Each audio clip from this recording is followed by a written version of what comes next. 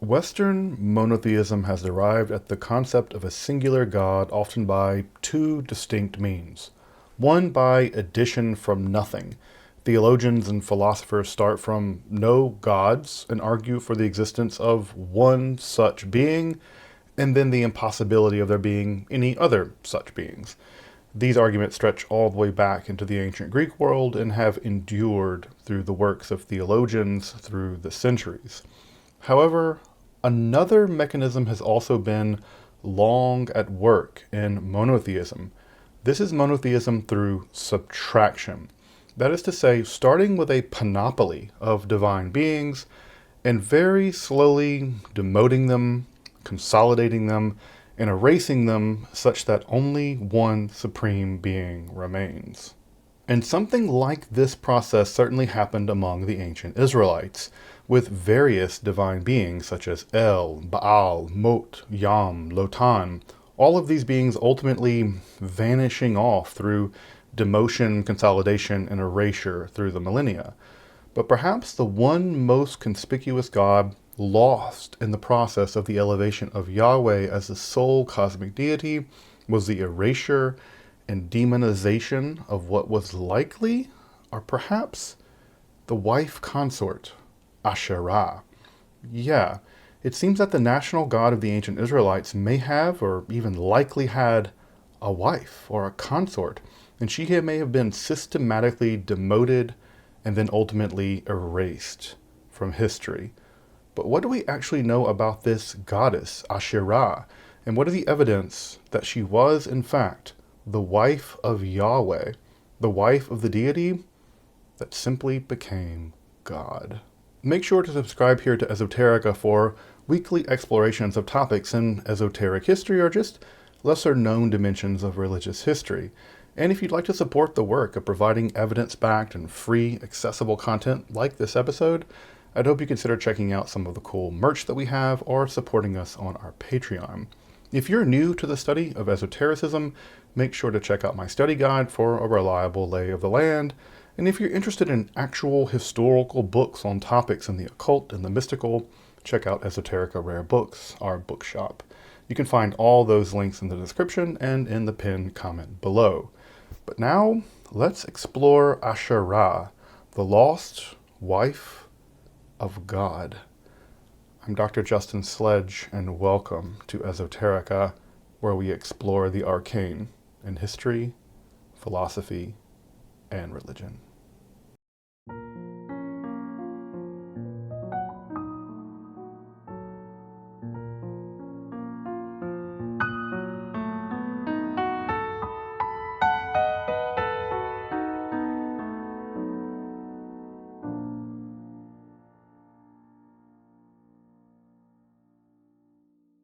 This episode is actually part of an ongoing series here on the channel of the history of the ancient Israelite god, Yahweh. Now, I've already done a couple of episodes about the origins of Yahweh and the development toward monotheism, if you want to check out those videos before getting to this one. But in a painfully brief summary of those episodes, Yahweh seems to have been a deity imported into the Canaanite pantheon from the south at some point in the late Bronze or early Iron Age, who would then go on to meteoric success as the national god of the Israelites and for billions of people just, well, God. This warrior storm deity would be assimilated to the chief of the Canaanite pantheon, El, just God, set into conflict with another storm deity, Baal, with elements of both incorporated into the composite picture of Yahweh as he appears in Israelite cultic and religious life. Following the destruction of the northern Israel kingdom in 722 BCE and Judea in 586 BCE, it appears that Yahweh henotheism or monolatry would eventually transform into something like monotheism during the Babylonian exile. Again, this is all just a very short summary of a much more complex process that I've actually outlined in much more detail in those previous episodes on Yahweh, so again, make sure to check those out. But let's rewind a second. Recall how Yahweh would become assimilated into the larger Canaanite pantheon, especially by being conflated to a significant degree with the grandfatherly chief of that pantheon, El, whose name just means, well, God.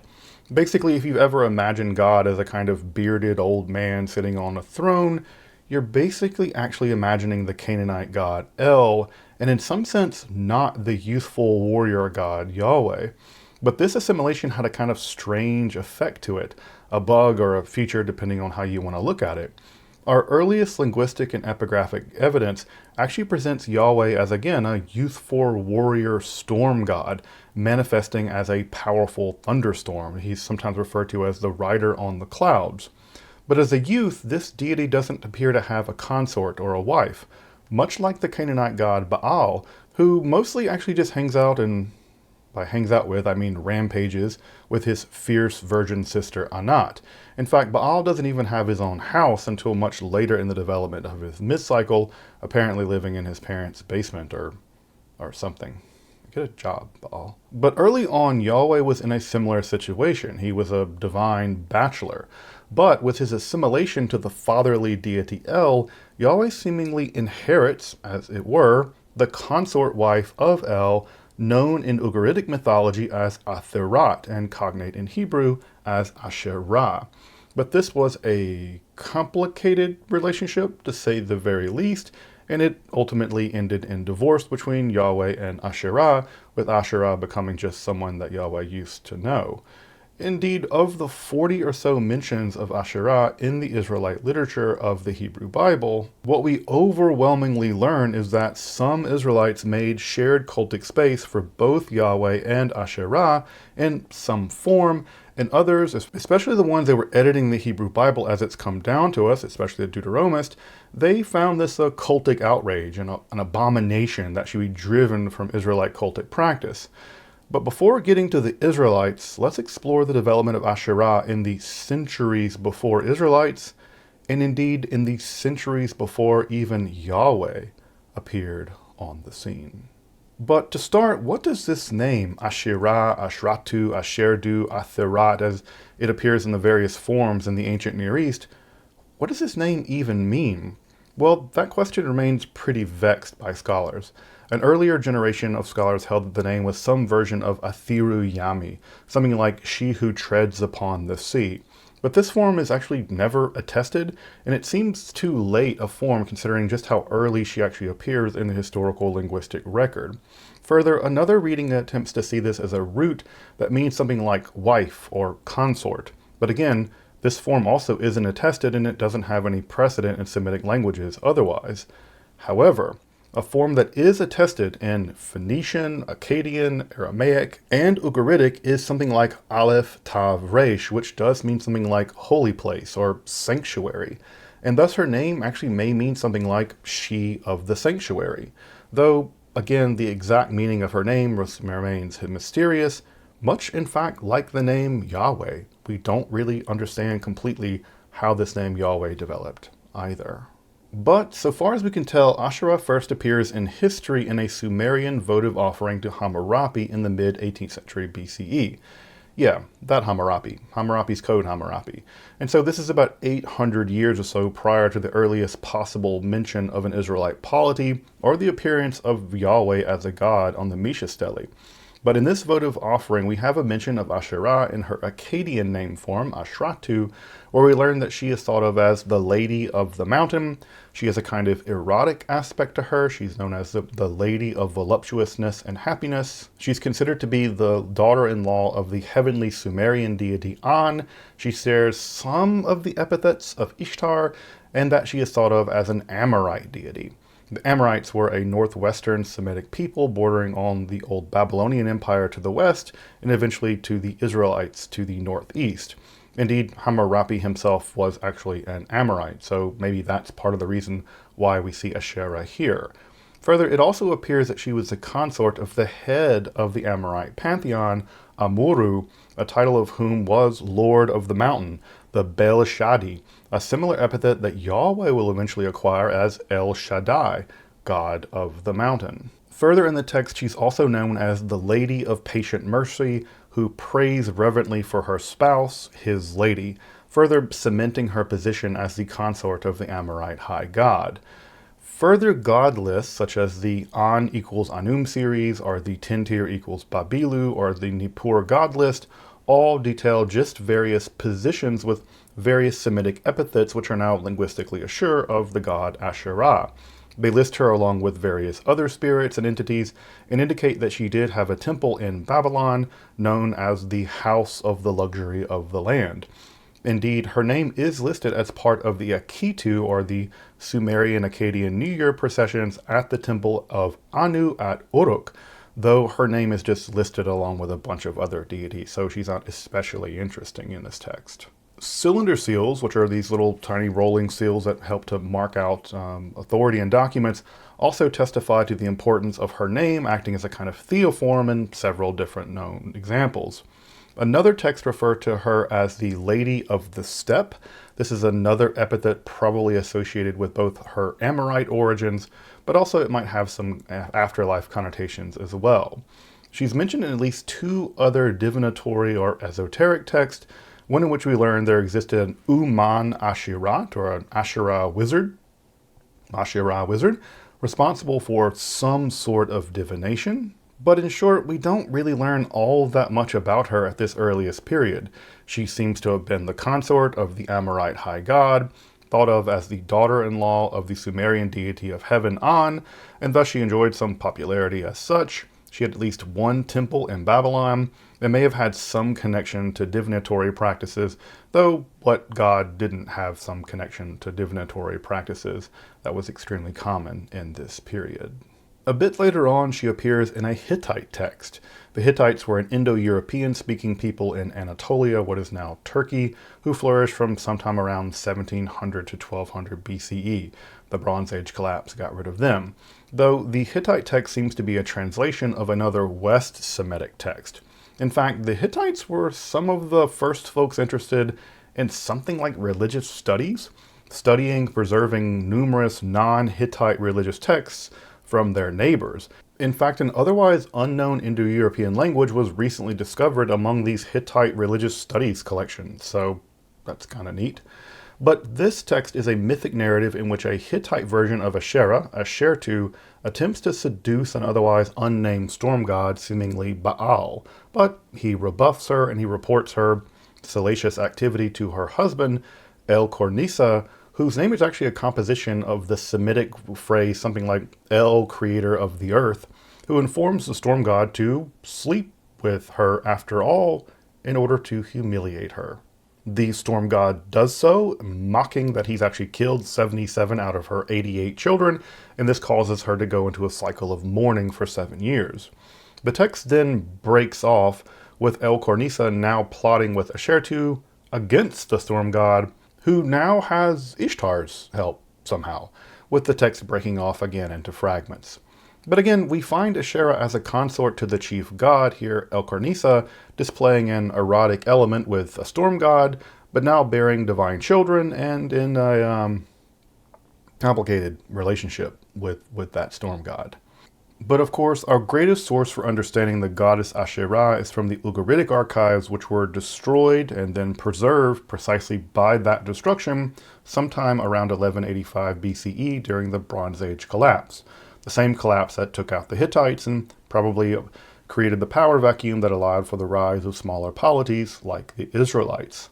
There we find three chief sources for information on Asherah, known in Ugaritic as Atherat: the Keret or Kirta myth, the Baal cycle, and then just a miscellaneous grab bag of various mentions.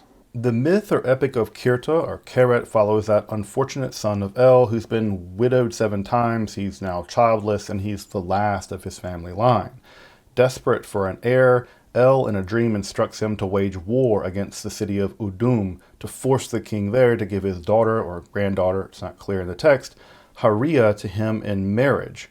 And ultimately he stops along the way to a shrine of Atherat, offering her gold and silver if he's to be successful. And ultimately he is successful, and he and Haria are married and have 2 sons and 6 daughters. However, Kirta ultimately reneges on his promise to the goddess Atherat to pay her that gold and silver as tribute after his marriage, and all hell breaks loose. Atherat promptly curses him and apparently his eldest son, Yatzib, who Atherat herself had nursed with a terrible fever illness.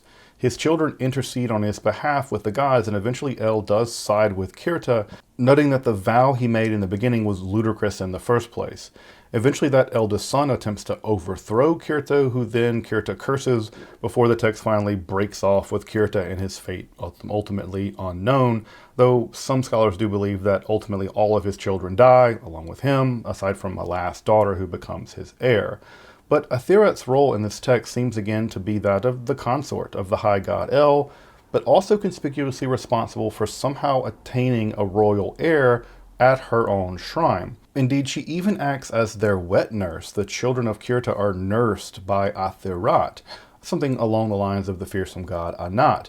But she's also clearly powerful. Atherat's very clearly powerful, and she won't stand her promises that she doles out to be betrayed.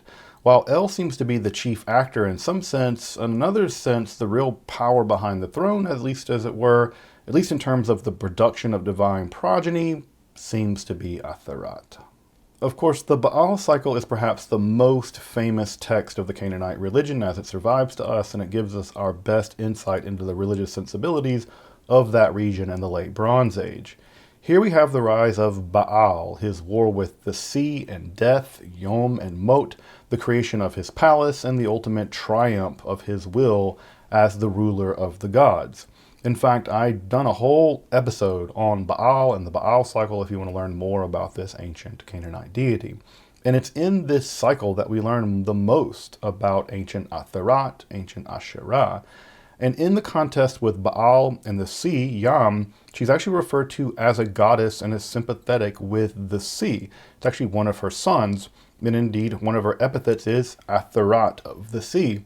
And she seems to be at least once described as seemingly doing her laundry in the sea, winking seductively at El, though remaining very ladylike and domestic, taking with her the signs of domestic propriety, her spindle whorl. But her relationship with Baal is, unsurprisingly, complex, and she seems to often be actively resisting him.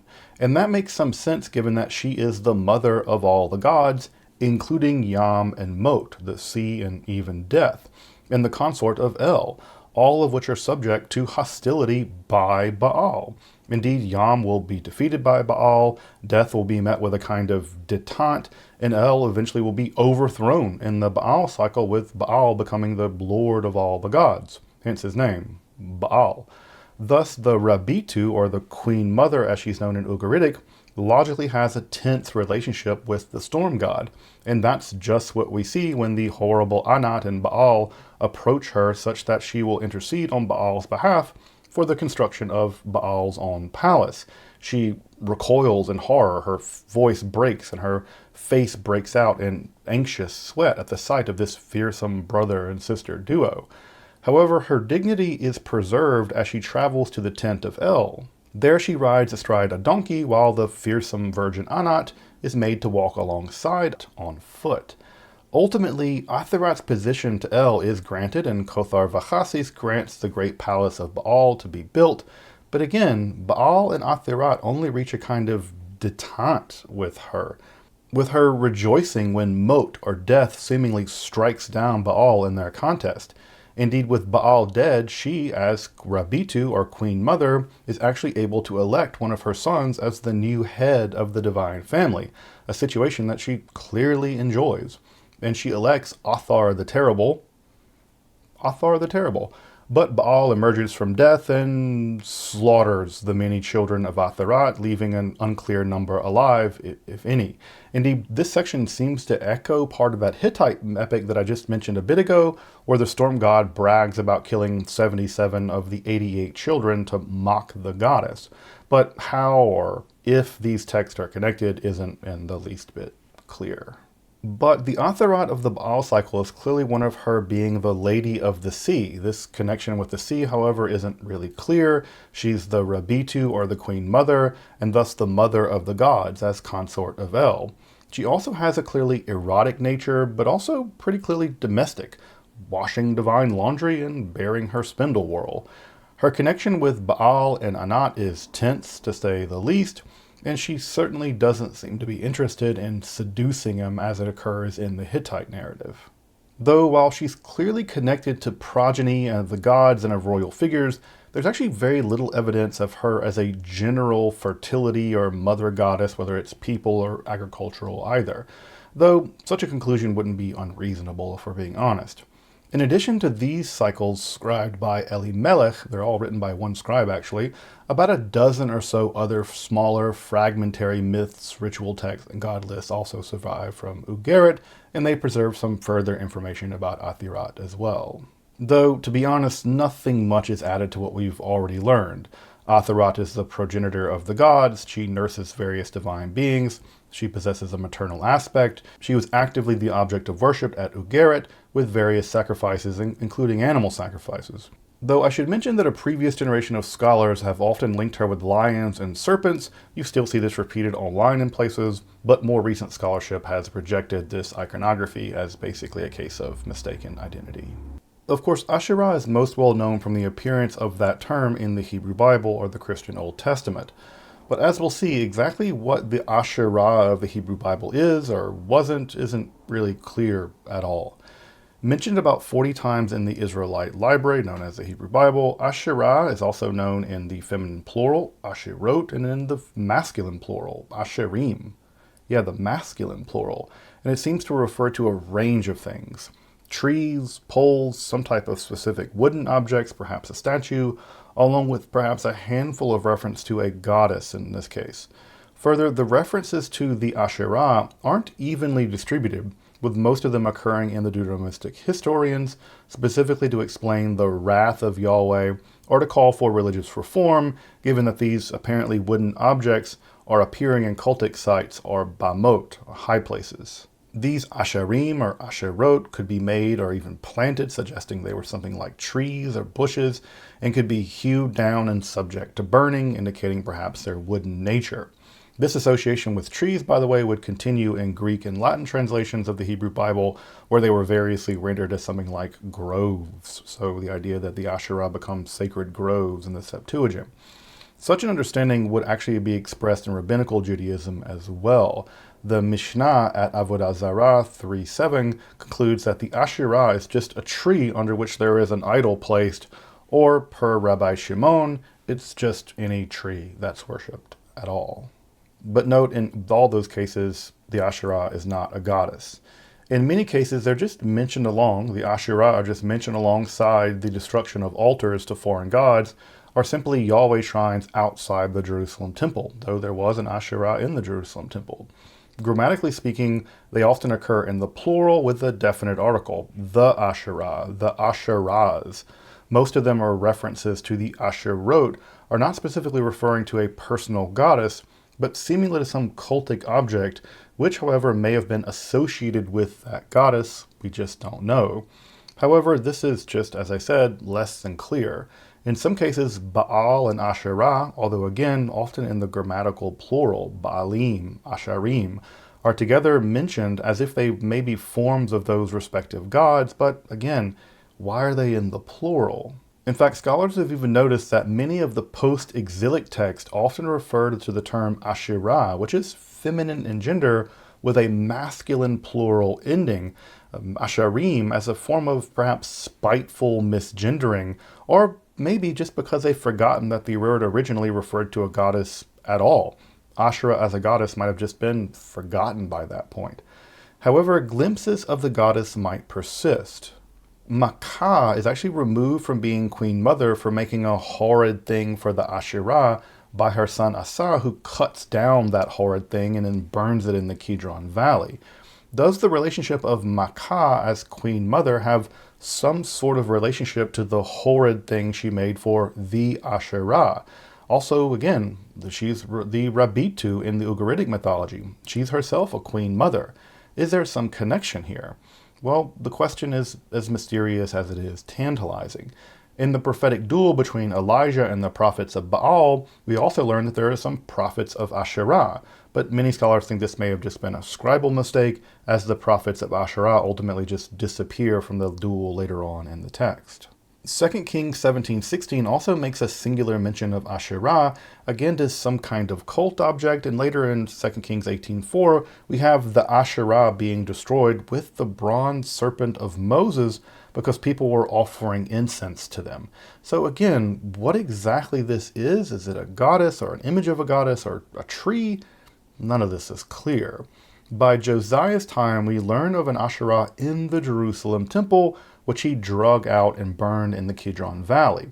If the mentions of Asherah in Deuteronomy and in Kings do so much to efface Asherah as a goddess, so much more so than that of the chronicler, who may be actively obfuscating just that history, or frankly just doesn't even know it at all. While the Deuteronomist may be condemning and polemicizing against Asherah or her cultic symbols, the chronicler either has just actively engaged in full erasure of her, or again, that history is just totally lost to them, with now all mentions of Asherah occurring either in the feminine or masculine plural forms. They're now all plural.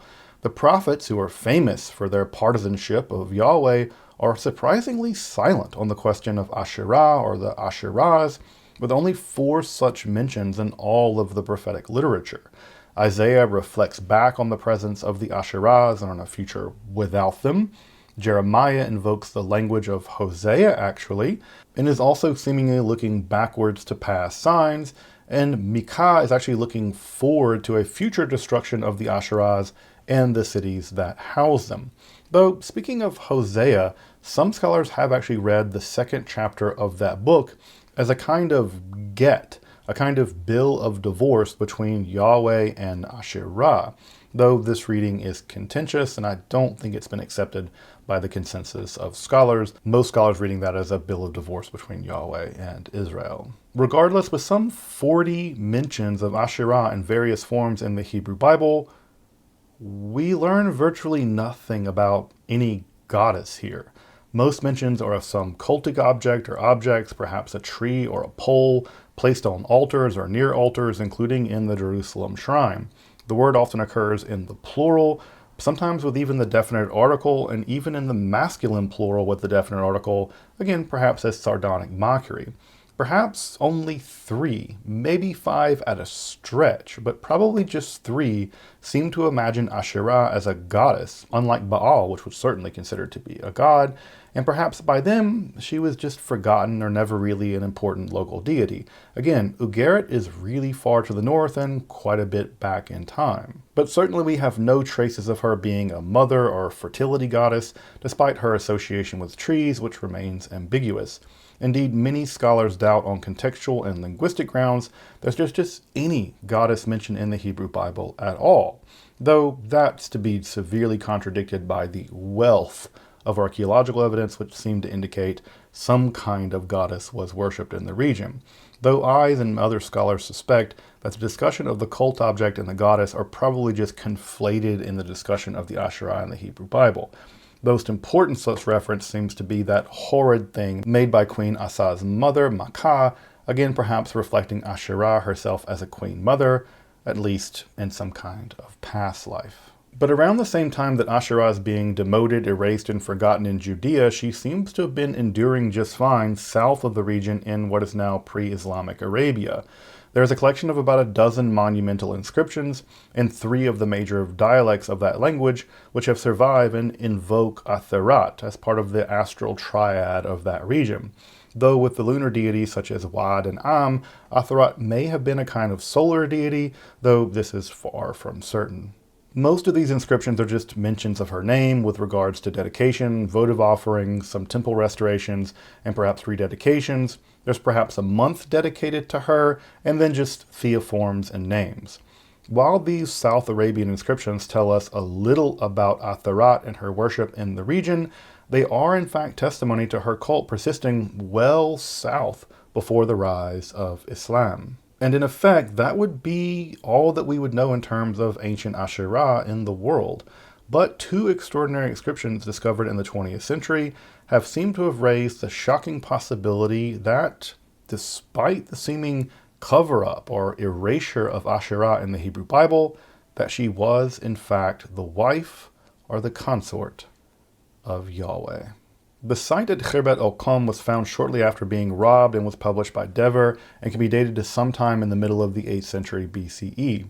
Tomb 2, famous for its magic hand engraving, contains an inscription that reads something like, Uriyahu the Honorable has written this. Blessed is be Uriyahu by Yahweh, and because from his oppressors by his Yahweh, he has saved him. Written by Oniyahu, by his Asherah, and his Asherah. This fragmentary inscription is made all the more difficult by all the scratches and the soft stone around that abound in the area. One man's scratches, another man's Paleo-Hebrew. But what we seem to have in this inscription is a mention of someone by the name of Uriyahu, that Yahweh, the form is in his name, being blessed and saved by both Yahweh and the unusual form by his Asherah.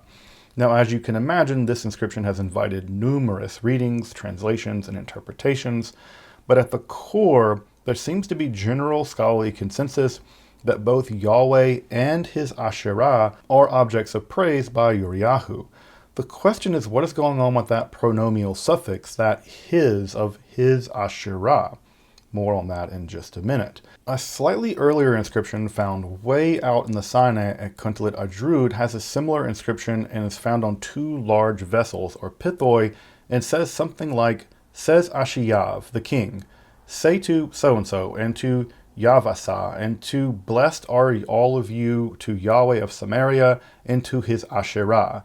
With the other reading, something like Amar Yav says to his Lord, it is well with you, I bless you by Yahweh of Teman, and by his Asherah, may he bless you and keep you, and be with my Lord. Here we have localized versions of Yahweh, though the Sinai is pretty far removed from Samaria, again followed with that Asherah in that pronomial suffix form, his Asherah. Further, Pithos A features numerous images, including bovine nursing imagery, which sometimes is associated with Asherah and El, two seemingly seated entities with Egyptian best-like features near a seated harp player. Just how the imagery interacts with the inscriptions isn't clear, and there's a lot of debate. But what might all of this actually mean in terms of Yahweh and Asherah? The inscriptions seem to represent Yahweh and his Asherah doling out blessings. One inscription echoes the language of the priestly benediction, in fact. But exactly what is the Asherah of these inscriptions? Well, first off, there aren't really any known cases where a proper name takes such a pronomial suffix in classical Hebrew, so arguments have been made to just this effect. This just isn't a proper noun or a name. We're not dealing with a goddess in this situation, and thus she can't be wed or a consort to Yahweh. And thus, in line with all of this, the concept that the Asherah was some kind of cult artifact or some other kind of object in association with Yahweh. But do cultic objects provide blessings? While objects like the altar and the Ark of the Covenant in the Hebrew Bible do take such a pronomial suffix, they can't do it in such a way that they give out blessings. Persons give out blessings, and perhaps through the Ark Yahweh dispenses blessings, but the Ark is itself not doing the blessing. And yet, given the iconography, there seems to be a kind of seated monarch and consort imagery at hand, which would indicate that we're not only reading about Yahweh, but actually seeing Yahweh and his Asherah in this imagery. But again, this is all just up for debate, and trust me, it is very much being debated and will continue to be so. Regardless, we don't really learn anything new about Asherah from these inscriptions, and the question of if these are inscriptions or evidence for Asherah as a kind of consort of Yahweh remain completely unresolved. However, and I'm slow to editorialize here on the channel, but if I'm being honest, if these inscriptions just didn't mention Yahweh specifically, let's say they just read El and his Atherat, Ra and his Hathor, or Zeus and his Hera, and I know those aren't exactly perfect or even good parallels, would anyone bat an eye? My worry is that theological bias and frankly scholars just being precious about this deity Yahweh are interfering with what seems to be the most simplest reading imaginable. Yahweh and his apparent wife or consort Asherah are being sought out for blessings by pilgrims and by the dead in these inscriptions. That seems to be the clearest reading. Yes, the pronomial suffix issue is real, no doubt, but this is also 8th century BCE Hebrew, with much of the classical Hebrew that we rely on by comparison being a good bit later. Maybe we just need a different understanding of how Hebrew grammar worked at this linguistic time period. And both inscriptions use the same language, which may indicate that it was a kind of ritual or stereotype use to begin with. I suppose I just honestly wonder if there weren't some kind of theological a priori dedication to monotheism, would there be any debate here at all? I just don't think so. Interestingly enough, with all this debate on Asherah and Yahweh, what's ironically clear is that Asherah is both earlier and better attested epigraphically than Yahweh. By the time Yahweh entered history on the Misha stele, Asherah had already been attested for some 800 years. Thus, for much of history, Yahweh was just a footnote in Asherah's history, and not the other way around. And thus, Israelite history may have a history of erasing and forgetting Asherah, the divine queen mother, as much as it has centering and worshiping Yahweh. But the repressed always has a way of returning. The Sefer Zohar, the most important expression of the Kabbalah, has an absolutely startling passage at 149a, wherein it argues that the prohibition on worshiping Asherah was only to prevent a kind of one-sided appreciation of the divine. Rather, Asherah is simply the female aspect of Asher, the sphirot of potency, Yesod. Thus, Baal, literally husband, and Asherah are the divine husband and wife after all. Yeah, shockingly, the Zohar is actually arguing that Asherah is in fact the female divine presence known as the Shekhinah, and thus to worship the divine in the divine fullness, both the masculine and the feminine must be joined together into a divine totality. And Asherah, once belittled and mocked through misgendering and erased from Israelite history, is returning from her theological exile at the very heart of Jewish mysticism. Asherah has thus come home. The literature on Asherah is extensive, but I'll include a reading list that informed this episode in the description. And of course, we're not yet at all done with Yahweh. The apocalyptic Yahweh at least remains on the horizon, so we're going to return to this God very soon.